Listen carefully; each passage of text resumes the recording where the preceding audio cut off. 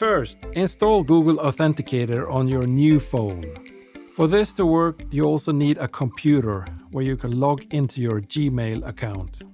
Go to Settings, which is the gear icon. Select the tab Accounts and Import. Then click Other Google Accounts Settings. In the menu, select Security. Click on your two-step verification. At this point, you need to log into your Google account again, which is normal. Using your verification, now you can change the settings for your Google Authenticator. Click Change Phone.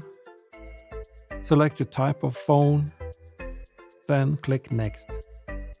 With your new phone in your hand, open Google Authenticator. Click Begin Setup and scan this funny-looking code. My wife calls it a digital square. Anyhow, you will receive the first set of Google Authenticator digits.